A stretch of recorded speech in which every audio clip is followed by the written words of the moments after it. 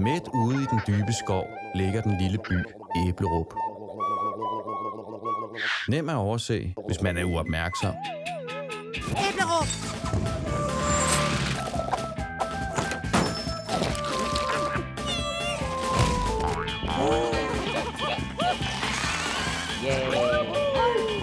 Nu er det nok. Æblerup!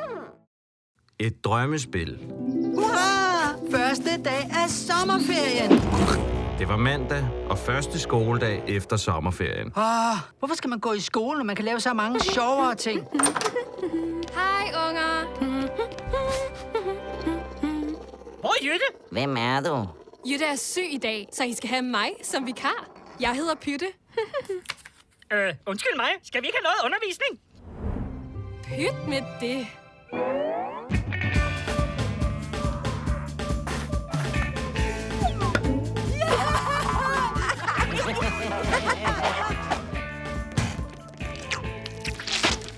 Pyt med det.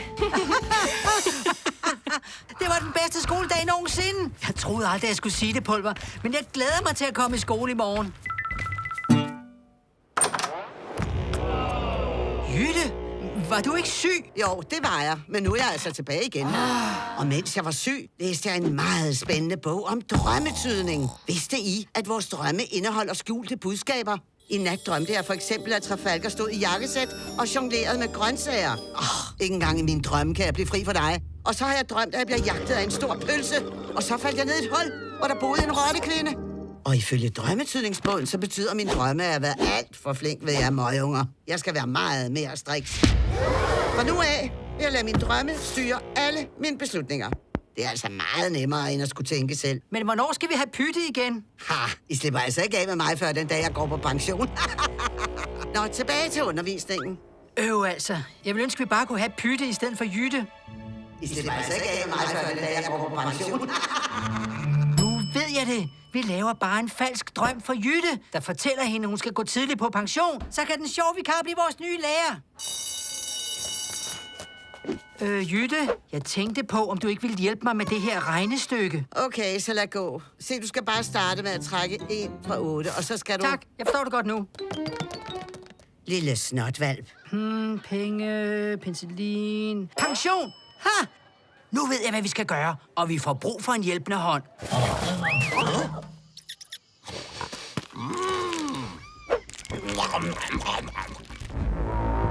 Okay, tjekliste.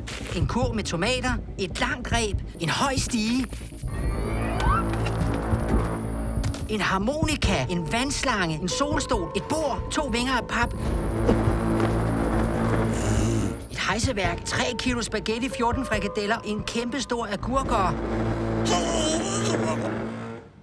Er det muligt at gøre det der lidt mere stille? Og så skal vi få Jytte til at tro på, at hun er i en af sine underlige drømme. Hvad sker der? Trafalgar, hvad laver du her? Tomater? Nå, det må være en af mine drømme. Bagefter skal Jytte ud og flyve. Der står nemlig i bogen, at det er et symbol på, at man har brug for en forandring i sit liv. Jeg flyver! Jeg flyver! Så skal vi have noget, der er et drømmesymbol på, at man skal sige sit job op. Ifølge bogen er det en havfrue.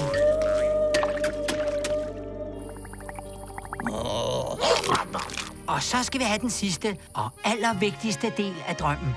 Bogen siger, at hvis hun skal tyde drømmen som et tegn på, at hun skal gå på pension, så skal hun kysse en gris. Du skal altså charmere hende. Nej, din dumme gris. Så er der serveret.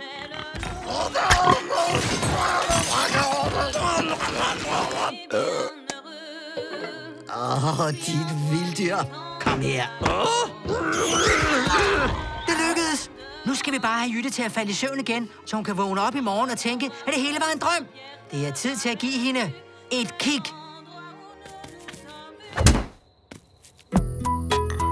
Det bliver så godt at få den sjove vikar igen. Og så skal vi aldrig mere have sure, strenge Jytte. Hvor er grisemanden henne? Hvad sker der? Det regner med tomater. Hvad må det kan betyde? Åh nej, drømmen kollapser. Næste dag var Trafalgar og Pulver godt trætte efter nattens strabasser.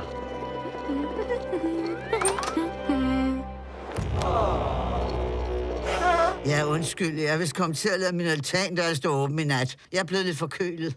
Undskyld mig, men hvorfor er du taget på arbejde, hvis du er syg? Nu skal I høre. Jeg havde simpelthen den mærkeligste drøm i nat. Jeg drømte, at det regnede med tomater. Så jeg kiggede i min drømmetydningsbog og fundet ud af, at det betyder, at man skal arbejde ekstra hårdt.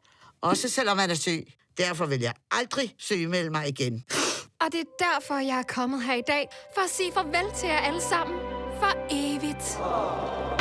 Men jeg har taget kage med til jer en sidste gang. Høj. Pulver, hvad hvis vi stadigvæk sover? Hvis alt det her bare er en drøm. En frygtelig mareridt. Måske er livet bare en lang drøm. Ingen legetøj i klasselokalet.